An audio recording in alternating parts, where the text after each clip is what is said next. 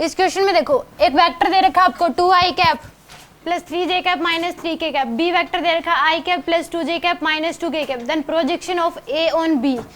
Projection of a on b का मतलब है कि एक वेक्टर a का दूसरे के अलोंग कंपोनेंट यानी कि a cos थीटा की वैल्यू निकालनी है। इसमें क्या निकालनी है, इस पूरी लाइन का मतलब है कि आपको a cos थीटा की वैल्यू बतानी है क्या होगी, ये पूछा गया इस क्वेश्चन में। Projection of a on b का मतलब क्या पूछा गया, a cos थीटा की वैल्यू। अगर ये बोल देता projection of b on a तो आपको निकालनी पड़ती b cos थीटा की वैल्यू।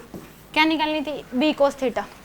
तो यहाँ पे a cos थीटा की अगर वैल्यू निकालनी है तो डायरेक्ट आप इस फॉर्मूले से निकाल सकते हो, a dot b divide by में क्या आ जाएगा, b का मैग्नीट्यूड।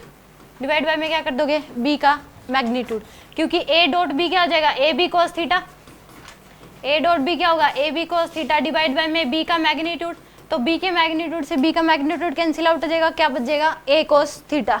अब a का मैग्नीट्यूड निकाल लो, यहाँ से कितना आ जाएगा, a का मैग्नीट्यूड अगर निकाल लोगे वो आएगा आपके पास 2 का स्क्वायर प्लस 3 का स्क्वायर प्लस माइनस 3 का स्क्वायर पूरे का अंडर रूट, 4 प्लस 9 पूरे का अंडर रूट, आंसर आ जाएगा अंडर रूट 22।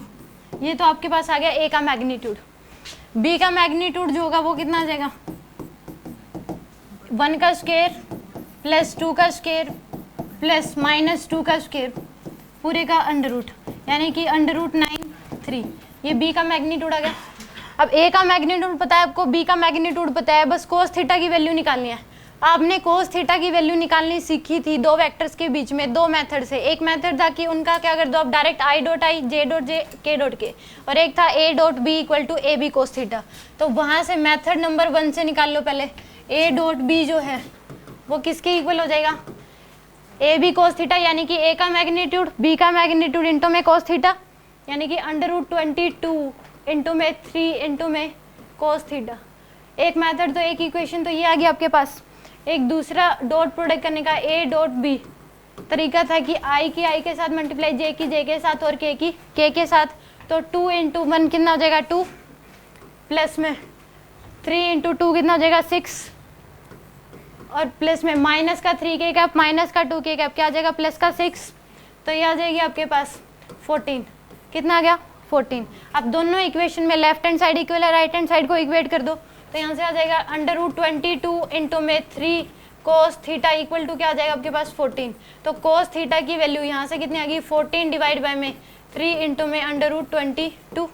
अब ये वाली वैल्यू यहाँ पे पुट कर दो आप cos थीटा की। इसमें से a पता है, b पता है, cos थीटा पता है और b का मैग्नीट्यूड पता है, तो यहाँ से निकाल लो आप a cos थीटा की वैल्यू आ जाएगी।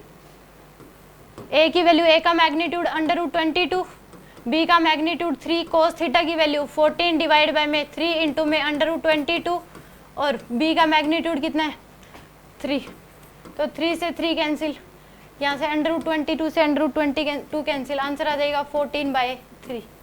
ये होगा a cos थीटा की वैल्यू, सी ऑप्शन। आगे समझ या नहीं आया,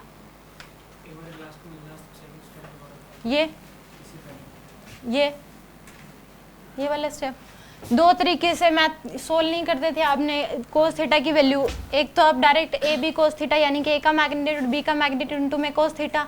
एक दूसरा तरीका था कि अगर एक वेक्टर दे दिया a1 i cap plus b1 j cap plus c1 k cap, और एक दूसरा वेक्टर दे दिया b वेक्टर, वो दे दिया a2 i cap plus b2 j cap plus c2 k cap.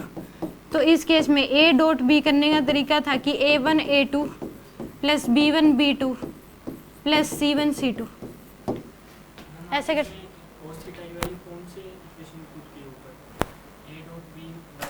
इस इक्वेशन में पुट करें हैं। इसी a डॉट b बाय में b का मैग्नीट्यूड को ही ऐसे लिख सकते हो, b cos theta by b का मैग्नीट्यूड। तो फिर कट कर दोगे तो a को a का मैग्नीट्यूड और cos थीटा की वैल्यू डायरेक्ट पुट कर दो। मैंने पूरा विदाउट कट करे पुट कर दिया, आप सीधा पुट कर दो a का मैग्नीट्यूड अंडर रूट 22 और cos थीटा की वैल्यू 14 डिवाइड बाय में 3 इंटू में अंडर रूट 22। बात तो वही आ गई, मैंने सीधे इस फॉर्मूले में ही डायरेक्ट पुट कर दिया था b को विदाउट कट करे। अब आ गया समझ, तो सी ऑप्शन। अगर ये पूछ लेता projection of b on a तो उस केस में b का मैग्नीट्यूड कर देते बस डिवाइड में, यानी कि b cos थीटा की वैल्यू पूछी जाती उसमें, तो उससे यही तरीका होता है उसके भी करने का। आगे समझ